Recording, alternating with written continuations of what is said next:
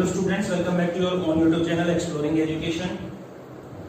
In this video we are going to start a new chapter of 11th class Microeconomics, Production Function and Related to a Factor.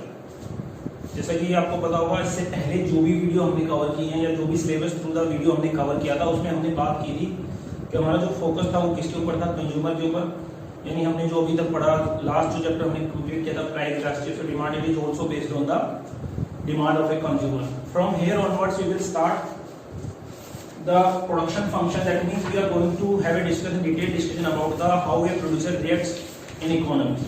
यानी particular situation में अगर मैं बात करूं तो production या जो प्रोड्यूसर है, जो मैन्युफैक्चरर है, वो कैसे रिएक्ट करता है या कैसे वो डिसीजन लेता है regarding how to increase the production और when to decrease the production, when to increase the production. ये सब चीजें मुझे यहाँ से समझनी है, हम बात करेंगे। तो इसमें हमारा फर्स्ट जो चैप्टर है वो है production function and related to a factor. Chapter का जो नेम है वो क्या है, production function and related to a factor. ठीक है, अब सबसे पहले मुझे समझना है प्रोडक्शन फंक्शन है क्या।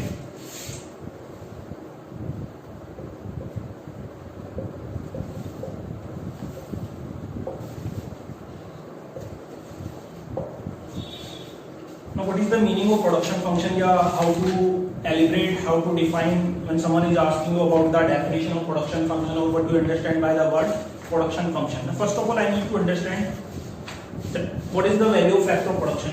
As you all know, हमें पता है कि मेरे पास टोटल मिला के 4 फैक्टर प्रोडक्शन है, जिसमें हम कंसीडर करते हैं किसको, कैपिटल और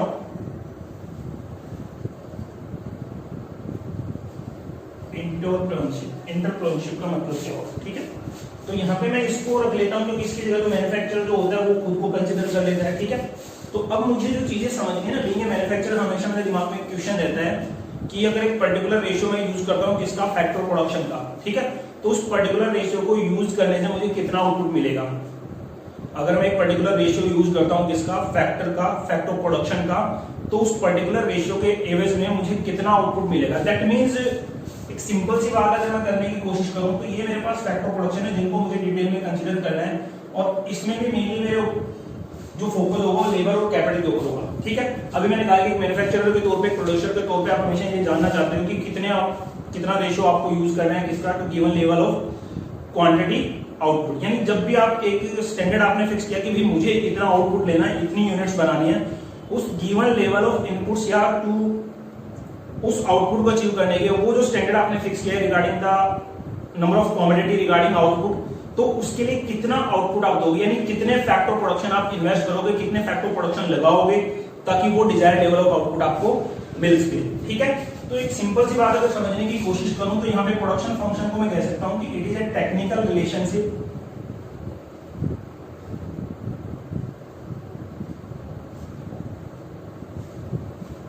between factor inputs and outputs. ठीक है, यानी कितने फैक्टर प्रोडक्शन आप लगाओगे, कितना आपने फैक्टर इनपुट्स के यानी कितनी मात्रा आपने लेबर की लगाई, कितनी कैपिटल लगाई है, उसके एवज में उस पर्टिकुलर रेशियो जो आपने यूज किया रिगार्डिंग द फैक्टर इनपुट्स, उस पर्टिकुलर रेशियो के एवज में आपको कितना आउटपुट मिला। ठीक है, वो इस चीज का टेक्निकल रिलेशनशिप यानी technical relationship between factor inputs and outputs is known as production function. ठीक है, तो कितना मुझे इनपुट लगाना है, कितनी लेबर की यूनिट यूज करूं, कितनी कैपिटल की यूनिट यूज करूं to get the desired level of output, ये होगा प्रोडक्शन फंक्शन। ठीक है, अब यहाँ पे थोड़ा मुझे ध्यान रखना है कि जब मैं बात करता हूँ प्रोडक्शन फंक्शन की तो मैंने वर्ड यूज किया है टेक्निकल रिलेशनशिप। ठीक है, तो यहाँ पे मैं इकोनॉमिक रिलेशनशिप की बात नहीं करूंगा। क्यों नहीं करूंगा, क्योंकि मुझे सिर्फ फैक्टर इनपुट्स को कंसीडर करना है, उसके में कितना आउटपुट मिला इसको कंसीडर करना है। दैट मींस मुझे मार्केट वैल्यू की बात नहीं करनी, मैं अपने आप को लिमिटेड करूंगा inside the production unit, manufacturing unit, यानी मार्केट में जाके उस पर्टिकुलर कमोडिटी का आउटपुट का प्राइस क्या होता है, it doesn't matter for me. मुझे सिर्फ ये समझना है बीइंग ए मैन्युफैक्चरर कितनी आउटपुट यूनिट मुझे रिक्वायर्ड है और उस गिवन आउटपुट यूनिट रिक्वायरमेंट के लिए मुझे कितने फैक्टर इनपुट्स प्रोवाइड कराने हैं, यानी किस रेशियो में फैक्टर इनपुट्स को यूज करूंगा ताकि मैं उस गिवन लेवल आउटपुट को क्या कर सकूं, अचीव कर सकूं। ठीक है, मार्केट प्राइस के बेसिस पे मुझे कंसीडर नहीं करना है, मुझे सिर्फ ये देखना है कि मेरी फैक्ट्री में जो रेशियो मैंने यूज किया वहां पे उस रेशियो को यूज करने से कितना आउटपुट मिला, दैट्स इट। ठीक है, फिर दूसरा अगर बात करें यहाँ पे मुझे ये भी ध्यान रखना है कि जब हम प्रोडक्शन फंक्शन की बात करते हैं तो इसको फंक्शनल रिलेशनशिप भी बोल देते हैं, टेक्निकल रिलेशनशिप भी बोल देते हैं, ठीक है। तो ये हमारे प्रोडक्शन फंक्शन की क्या थी, डेफिनेशन, ठीक है। अब इसके बाद थोड़ा सा अगर मैं कंसीडर करूं तो मेरे पास एक, जैसे हम फैक्ट ऑफ प्रोडक्शन को कंसीडर करते हैं,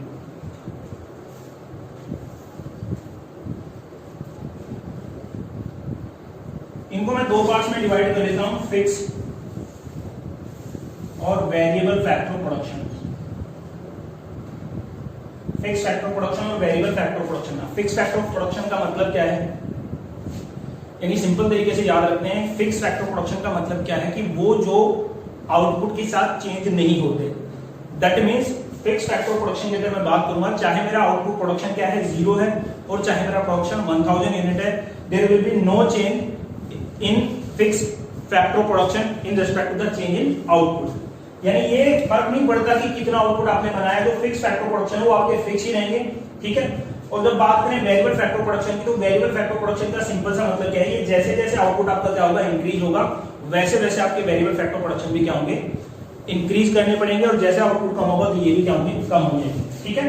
यानी अगर मैं बात करूं फिक्स फैक्टर ऑफ प्रोडक्शन की, तो ये कांस्टेंट रहते हैं in response to change in quantity और चेंज इन आउटपुट। यानी फिक्स फैक्टर ऑफ प्रोडक्शन कभी भी चेंज नहीं होंगे विद अ गिवन रिस्पांस और with the given change in output. ये हमेशा कांस्टेंट रहेंगे, चाहे आपका प्रोडक्शन 0 हो चाहे मैक्सिमम हो। उसके बाद बात करें वेरिएबल फैक्टर ऑफ प्रोडक्शन की, तो ये आउटपुट के साथ पॉजिटिवली क्या है, रिलेटेड है। अब पॉजिटिव रिलेटेड का मतलब क्या है कि जैसे आपका आउटपुट इंक्रीज होगा, क्वांटिटी आपकी इंक्रीज होगी, वैसे आपके जो वेरिएबल फैक्टर ऑफ प्रोडक्शन है वो भी क्या होंगे, इंक्रीज हो जाएंगे, और क्वांटिटी जैसे आप कम करोगे तो वेरिएबल फैक्टर जो है प्रोडक्शन वो भी क्या होंगे, कम हो जाएंगे, ठीक है। यानी ये मतलब इसके साथ क्या करते हैं, कैरी करते हैं, ठीक है। तो ये था हमारा मतलब कि हम बात करें जैसे फैक्टर ऑफ प्रोडक्शन को हमने कंसीडर किया, फिक्स फैक्टर ऑफ प्रोडक्शन होंगे और वेरिएबल फैक्टर ऑफ प्रोडक्शन होंगे, ठीक है। अब एक फैक्टर मेरे पास आता है जिसको मैं डिफाइन करता हूं टाइम के बेसिस पे। जब मुझे चैप्टर पढ़ना है तो मुझे ये भी ध्यान रखना होगा कि टाइम के बेसिस पे कैसे मैं जो टाइम पीरियड है उसको क्लासिफाई करूंगा।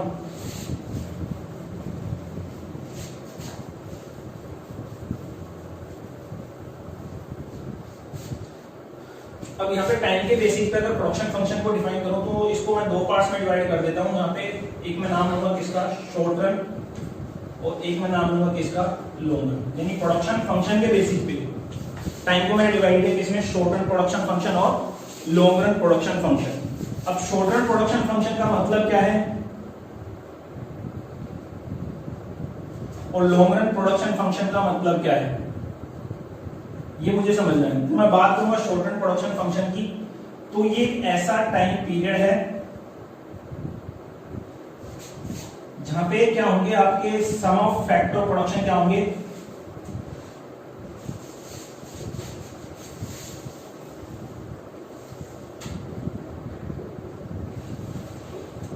फिक्स होंगे और कुछ क्या होंगे, वेरिएबल होंगे, ठीक है। तो शॉर्ट रन प्रोडक्शन फंक्शन की बात करें, शॉर्ट रन की मैं बात करूं तो शॉर्ट रन एक ऐसा टाइम पीरियड है जिसके अंदर जो फैक्टर ऑफ प्रोडक्शन है कुछ क्या होंगे, फिक्स होंगे और कुछ क्या होंगे, वेरिएबल होंगे, ठीक है। यानी अगर मैं बात करूं शॉर्ट रन में अगर मुझे प्रोडक्शन को इंक्रीज करना है तो शॉर्ट रन में प्रोडक्शन को इंक्रीज करने का मतलब क्या है, वो प्रोडक्शन केवल इंक्रीज होगा by making change ratio of variable factor, ठीक है। यानी ये मेरे पास क्या है, फंक्शन है एल की, ठीक है।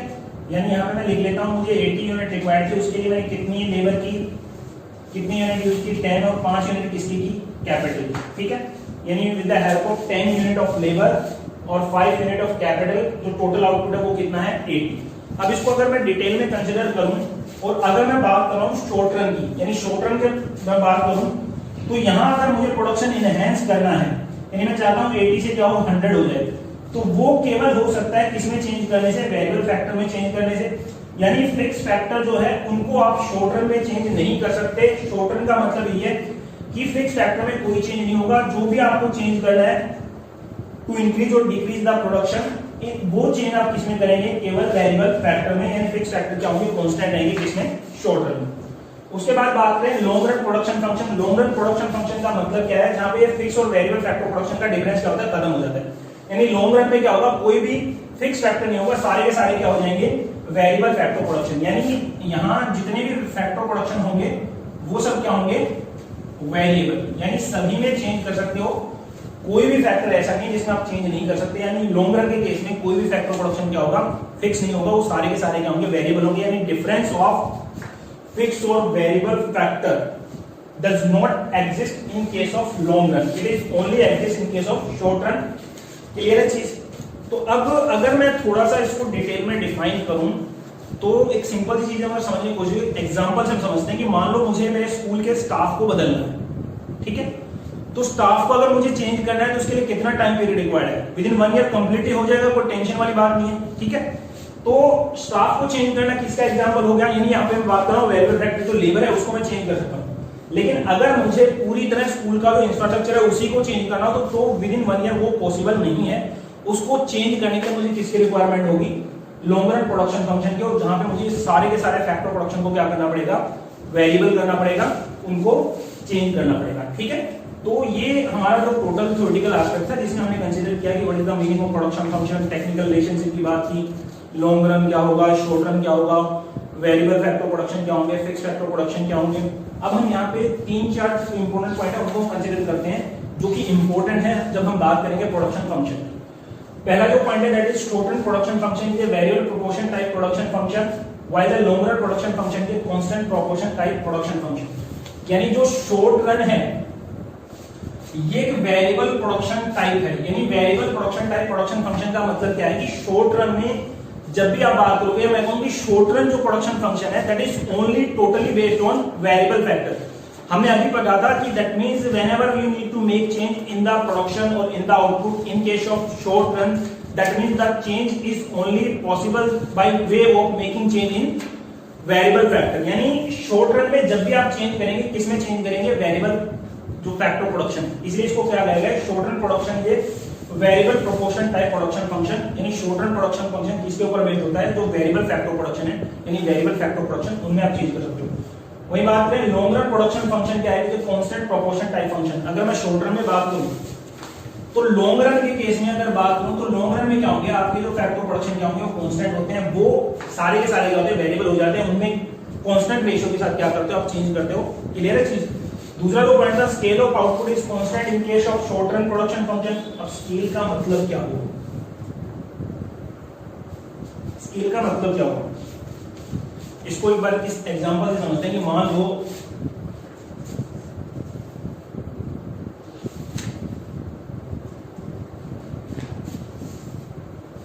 मेरे पास एक स्वीट शॉप है, ठीक है, और उस पे मेरे पास जो लेबर की यूनिट है वो क्या है, 5 यूनिट है।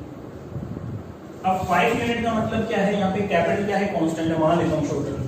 अगर शॉर्ट रन में मुझे प्रोडक्शन इंक्रीज करना है, ठीक है, तो एक तरीका मेरे पास ये है कि या तो मैं क्या करूं, जो स्वीट शॉप है उसकी जो 1-2 ब्रांचें और ओपन कर दूं। क्लियर है चीज?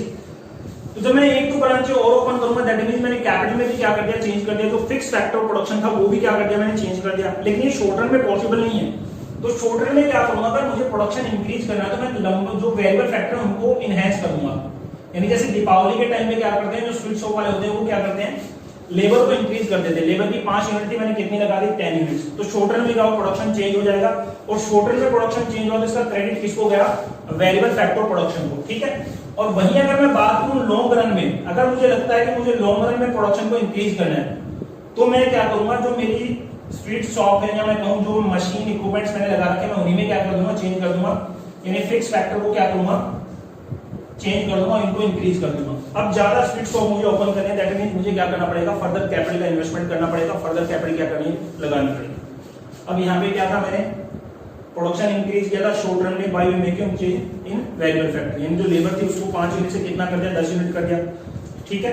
और अगर मैं बात करूं लॉन्ग रन में तो मुझे बहुत ज्यादा स्वीट शॉप ओपन करनी पड़ेगी, 10 से 12 स्वीट शॉप ओपन करूंगा, नई नई दुकानें मुझे ओपन करनी है, तो उसके लिए मुझे क्या करना पड़ेगा, कैपिटल और इन्वेस्टमेंट करनी पड़ेगी। और कैपिटल इन्वेस्ट करते दैट मींस मैंने फिक्स फैक्टर में भी क्या कर दिया, चेंज कर दिया, ठीक है। तो जब भी हम फिक्स फैक्टर में चेंज करेंगे तो वो इंडिकेशन है कि आपने जो प्रोडक्शन का स्केल है वो चेंज कर दिया। अब प्रोडक्शन का स्केल चेंज करने का मतलब कि आप इस पर्टिकुलर सिचुएशन में ऐसे हैं कि आप लॉन्ग रन तक ये चाहते हैं कि यही जो आउटपुट क्वांटिटी है मेंटेन करनी है। क्लियर है चीज?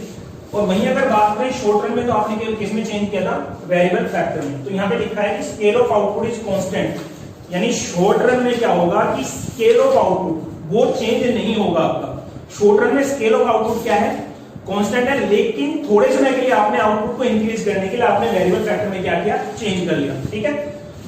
In case of short run production function, while that it is changes in the case of long run production function। अब सिंपल सी बात है भैया, जो स्केल ऑफ प्रोडक्शन है वो शॉर्ट रन में क्या होगा, कांस्टेंट रहेगा, लेकिन लॉन्ग रन में क्या होगा, स्केल ऑफ प्रोडक्शन में क्या होगा, चेंज हो जाएगा। यानी आप अपनी प्रोडक्शन कैपेसिटी को परमानेंटली क्या करेंगे, इनहेंस कर देंगे जब आप बात करेंगे शॉर्ट रन में। और वो परमानेंटली इनहेंस करना प्रोडक्शन कैपेसिटी को, स्केल को, वो केवल और केवल पॉसिबल है किसके माध्यम से, जब आप फिक्स फैक्टर में भी क्या करते हैं, चेंज करते हैं।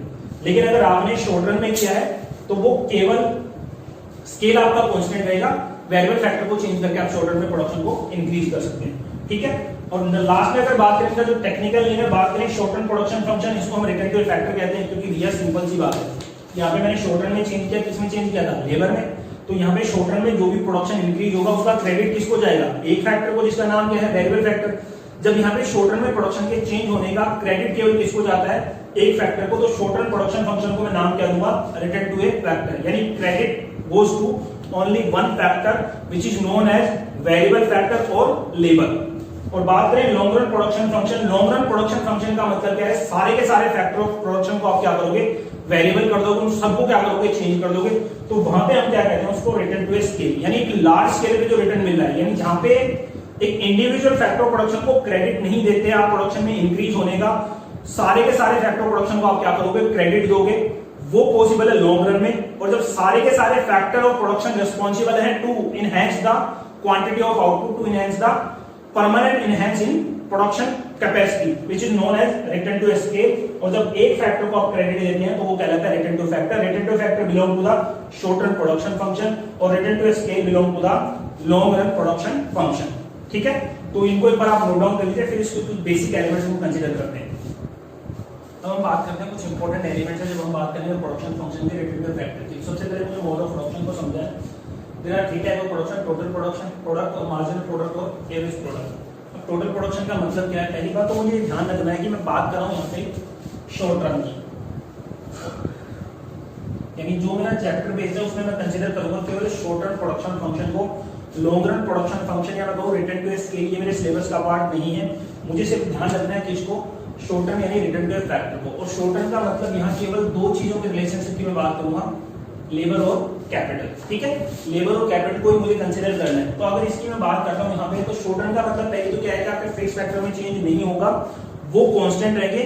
और इस बात को ध्यान में रख के मुझे क्या करना है, जो फर्दर इस चैप्टर को क्या करना है, अहेड स्टडी करनी है, इसको मुझे रीड करना है। तो पहली बात क्या है, शॉर्ट रन, और that means changes is only possible in variable factor. Fix factor क्या होंगे, कांस्टेंट रहेंगे, ठीक है। यानी रिटर्न टू फैक्टर को कंसीडर कर रहा हूं। बात करूं टोटल प्रोडक्ट, अब टोटल प्रोडक्ट का सिंपल सा मतलब क्या है भैया, फिक्स फैक्टर की जितनी यूनिट है उनके साथ सारी वेरिएबल फैक्टर की यूनिट्स को यूज करने से, ठीक है। यानी फिक्स फैक्टर की जितनी यूनिट मैंने लगा रखी है वो उनके साथ सारी यूनिट किसकी यूज कर लूं, वेरिएबल फैक्टर की, और उससे जो मुझे आउटपुट मिलेगा वो क्या कहलाएगा, total production. Talking about the definition, TP is the sum of total of output of each unit of variable factor।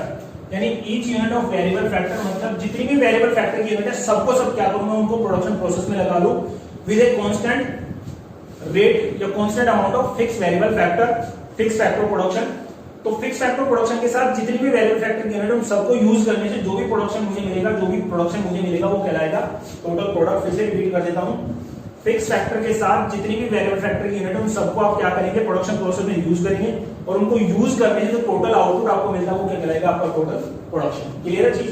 Talking about the marginal product, अब मार्जिनल प्रोडक्ट का मतलब क्या हुआ कि जैसे आप क्या करते हैं, एडिशनल यूनिट लगाते हैं वेरिएबल फैक्टर की, ठीक है।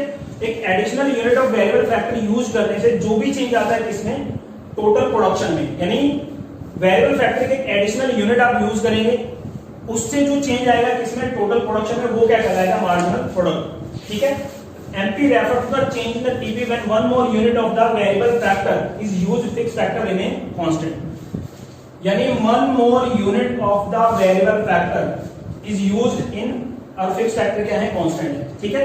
जैसे वेरिएबल फैक्टर की एडिशनल यूनिट आप प्रोडक्शन प्रोसेस में लगाओगे तो उस एडिशनल यूनिट की वजह से या उसके एवज में जो भी चेंज आता है टोटल प्रोडक्ट में वो चेंज ही क्या कहलाएगा, मार्जिनल प्रोडक्ट। अब इसका फॉर्मूला अगर मैं कंसीडर करूं तो मुझे ध्यान रखना है MP is equal to TP n minus TP n minus 1, और n का मतलब यहाँ पे मैं वेरिएबल फैक्टर को कंसीडर कर रहा हूँ, ठीक है। तो टोटल प्रोडक्शन किसका, वेरिएबल फैक्टर का TP n माइनस, या फिर मैं कहूँ दूसरा जो फॉर्मूला है यहाँ पे मुझे ध्यान रखना है TP के रिगार्डिंग TP हमेशा बराबर होगा किसका, इसके सिग्मा m के लिए, यानी जो भी मार्जिनल प्रोडक्ट है वो किसके इक्वल होगा, टोटल प्रोडक्ट के। अब बात करते हैं एवरेज प्रोडक्ट की। AP refer to the physical output per unit of the variable factor, यानी जितने भी वेरिएबल फैक्टर उन सभी के एवरेज में या पर यूनिट वेरिएबल फैक्टर कितना आउटपुट मिलेगा वो क्या कराएगा, एवरेज प्रोडक्ट, ठीक है, एवरेज प्रोडक्ट। अब इसका फॉर्मूला क्या होगा, मुझे AP अगर फाइंड आउट करना है तो TP मेरे पास है और उसको डिवाइड कर दूंगा total number of unit of variable factor या लेबर से, तो ये किसके बराबर हो जाएगा, एवरेज प्रोडक्ट के। क्लियर है? तो आई होप ये डेफिनेशन क्लियर हो गया। अब इसको एग्जांपल के माध्यम से समझते हैं कि एक्चुअल इंपैक्ट है क्या। अब हम एक एग्जांपल के माध्यम से समझते हैं what is the actual impact of TP, AP और MP, ठीक है। तो यहाँ पे जो डायग्राम है मैंने लेबर वेरिएबल फैक्टर को कंसीडर किया है 1 to 7 यूनिट, यानी टोटल मिला के 1 2 3 4 5 6 7 यूनिट मेरे पास किसकी है, लेबर की। और इनके पे TP मुझे गिवन है 50 90 120 140 150 150 और 147। अब इनका AP अगर कैलकुलेट करूं तो AP को कैलकुलेट करने का मतलब क्या है, TP अपॉन लेबर, ठीक है। और MP को कैलकुलेट करने का formula TP n minus TP n minus 1, ठीक है। तो इनके बेसिस पे कैलकुलेट किया तो AP मुझे मिला फर्स्ट केस में 50, उसके बाद 45 40 35 30 25 21। तो यानी जैसे जैसे लेबर की वेरिएबल फैक्टर की यूनिट में ऐड ऑन करते जा रहा हूं मेरा एवरेज प्रोडक्शन लगाकर क्या हो रहा है, कम होते जा रहा है, ठीक है। और उसी के अगर बात करूं मैं MP की, तो MP भी क्या है 50 40 30 20 10 0 -3 या -3, ठीक है। तो ये एक टेबल है जिसके माध्यम से मुझे एनालाइज करना है कि what is the practical impact of AP MP और TP, ठीक है। अब यहाँ पे एक चीज मुझे समझनी है कि जो MP है वो नेगेटिव क्यों है, या मैं कहूँ क्वेश्चन बार बार उठता है can MP ever be negative, तो इसका आंसर होगा यस, ठीक है। अब इसके रीजन को अगर मैं समझने की कोशिश करूं तो एक सिंपल सा वर्ड हमारे पास होता है कि एक्सेसिव एम्प्लॉयमेंट। एक्सेसिव एम्प्लॉयमेंट का मतलब यहाँ पे क्या होगा कि अगर जितनी लेबर रिक्वायर्ड है उससे ज्यादा अगर आप लगा दोगे, ठीक है।